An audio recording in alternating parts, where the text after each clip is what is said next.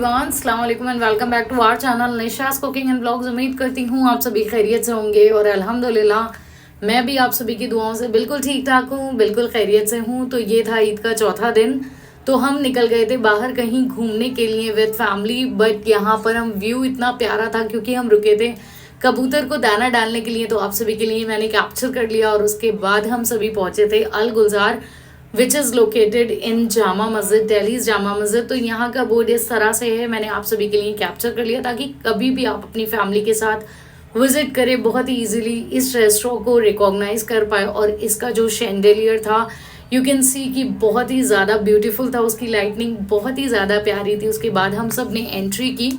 Entry लेते ही मेरी नज़र इन वॉल्स पर पड़ी जो बहुत ही प्यारी लग रही थी माशाल्लाह। तो बस मैं भी लग गई थी अपने काम में। जैसे ही मैंने अपनी वीडियोस को बनाना शुरू किया है ना, तो मैं जब भी किसी नई जगह पर जाती हूँ तो सबसे पहले मैं अपना फ़ोन निकाल के कैमरा स्टार्ट करती हूँ और उसके बाद जगह को एक्सप्लोर करना शुरू करती हूँ आप सभी के साथ। तो मैं पहुँच गई थी फर्स्ट फ्लोर पे हैदर हाशिम के साथ, और ये था उसका एक सेपरेट एरिया। ये स्पेशली फॉर 15 मेंबर्स के लिए था जो इस वक्त खाली था। और यहाँ से आप देख सकते हैं मिरर से नीचे का पूरा एरिया दिख रहा था। और आप सभी को बता दी, अगर आप आउटसाइड से इस रेस्टोरेंट को देखेंगे तो पूरा मिरर का है जो बहुत ही ज़्यादा लाइटिंग की वजह से और भी ज़्यादा खूबसूरत लगता है माशाल्लाह। इवनिंग टाइम तो आप कह सकते हैं कि चार चांद लगाता है बिल्कुल। और उसके बाद अम्मी भी हसन के साथ ऊपर आ गई थी, तो हमने ऊपर का मैंने आप सभी को मैंने जो अगेंस्ट जो अपोजिट एरिया था मैंने वो कैप्चर नहीं करा क्योंकि मैं ये नहीं चाह रही थी कि कोई भी फैमिली जो वहाँ पर डिनर के लिए आए हैं मेरी वजह से मैं कैमरा अगर स्टार्ट करती तो हो सकता है कोई भी पैनिक हो सकता था। तो मैंने प्राइवेसी का पूरा ख्याल किया। और उसके बाद हम नीचे आ गए थे। तो इस वक्त जब मैं ऊपर गई थी तो ऑर्डर प्लेस करके गए थे, तो मैं नीचे आई तो वो जो ऑर्डर था वो हमारा टेबल पर आ गया था। और हमने खाने में किया था चिकन बिरयानी किया था, मटन नहारी किया था, बटर चिकन किया था और मुगलाई चिकन किया था। 3 रोटियां आई हैं,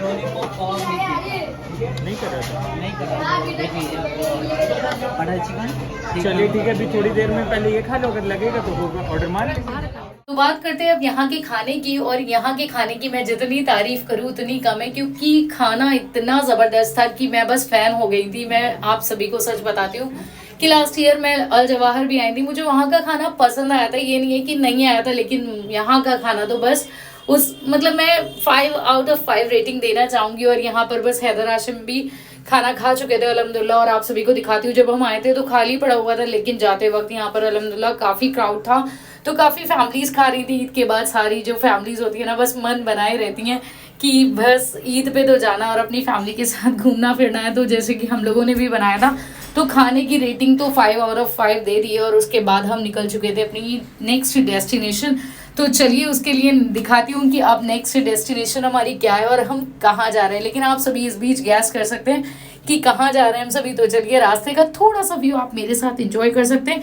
आप सोचते होंगे कि मैं रास्ते का इतना व्यू क्यों दिखाती हूँ, क्योंकि नाइट व्यू है ना, मुझे रास्ते का बहुत ही प्यारा लगता है। तो मैं बस सोचती हूँ ये भी कैप्चर कर लूँ, ये भी कैप्चर कर लूँ ताकि आप सभी के साथ शेयर कर सकूँ।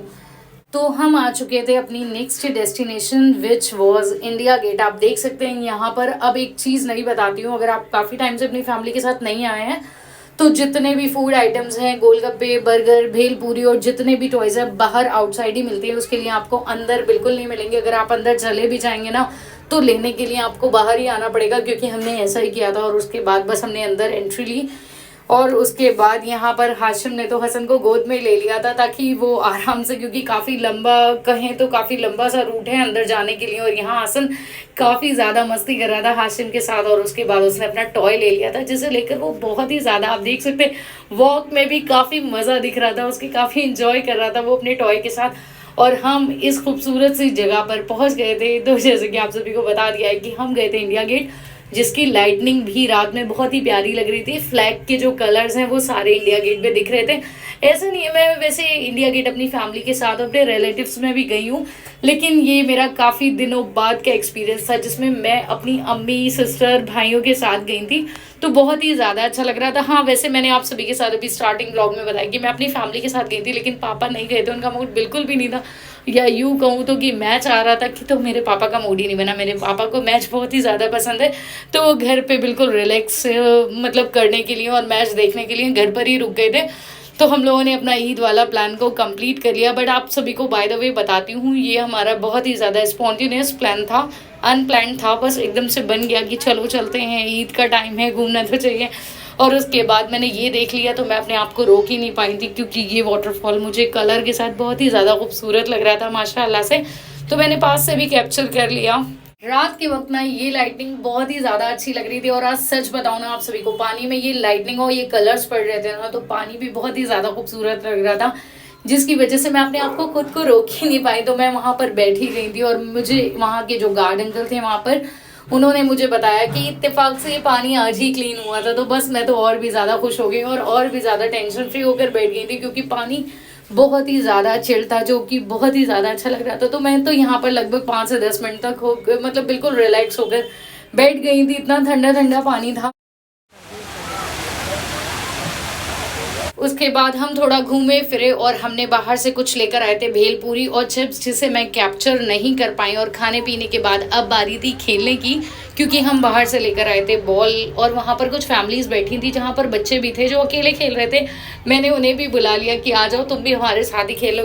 वैसे तो मैं इन बच्चों की एज की नहीं थी, लेकिन इन बच्चों के साथ मैं भी बच्चा बन गई थी, क्योंकि मैंने भी उनके साथ बहुत ही ज़्यादा एंजॉय किया था। मुझे भी उनके साथ बहुत ही ज़्यादा मज़ा आ रहा था। और सच बताऊँ, वहाँ पर इन बच्चों में एक बच्ची तो इतनी ज़्यादा एक्सपर्ट लग रही थी मुझे बॉल में, मतलब उसकी जो किक थी ना, वो मतलब बहुत ही ब्रिलियंट तरीके से कर रही थी।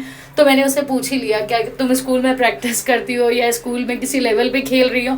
तो उसने मुझे बताया था कि वो स्कूल लेवल पर खेलती है, तो वो बहुत ही अच्छा कर रही थी माशाल्लाह। जहाँ पर हम खेल रहे थे वहाँ पर ही अम्मी, अप्पी और हैदर बैठे हुए थे, और इन बच्चों की फैमिलीज भी सामने ही बैठी हुई थी। और अम्मी ने इस बीच हमें आवाज़ ही लगा दी, मुझे और हाशिम को, कि चलो घर पे चलने का वक्त हो गया, क्योंकि हसन थोड़ा सा रो रहा था। अप्पी ने उसे इस गेम के लिए अलाउड नहीं किया था, क्योंकि बॉल थोड़ी दूर दूर जा रही थी, तो इसलिए वो थोड़ा कंसर्न थी, तो उन्होंने मना कर दिया था उसे। उसके बाद हम सब बाहर आ गए थे, और बाहर आते ही मेरी और अप्पी की नज़र पड़ गई थी इन गोलगप्पों पर, और गोलगप्पे देखे बिना हमसे, मतलब खाए बिना हमसे रहा नहीं जा सकता है। तो यहाँ पर अम्मी भी हसन की बॉल पकड़ी हुई थी, जो अम्मी को ही उसने दी थी, वो बहुत संभाल के पकड़ी हुई थी उसके लिए। और यहाँ पर उसके बाद हमने खाई आइसक्रीम, और हम बैठ चुके थे कैब में घर के लिए। आई होप आप सभी को मेरा आज का व्लॉग पसंद आया होगा। अगर पसंद आया होगा, please like, share and subscribe, and don't forget to hit bell button. आप सभी को मेरे चैनल पर और भी बहुत ही मज़ेदार रेसिपीज़ मिलेंगी इंशाल्लाह, और भी मज़ेदार व्लॉग्स है। अगर पसंद आए कोई भी रेसिपी, और या उस रेसिपी में कोई भी कमी लगे, प्लीज़ आप मुझे बिल्कुल बेझिझक कमेंट सेक्शन में कमेंट कर सकते हैं। मिलती हूँ नेक्स्ट किसी नए व्लॉग के साथ, नई रेसिपी के साथ। अलविदा दोस्तों, अल्लाह हाफिज़, बाय बाय।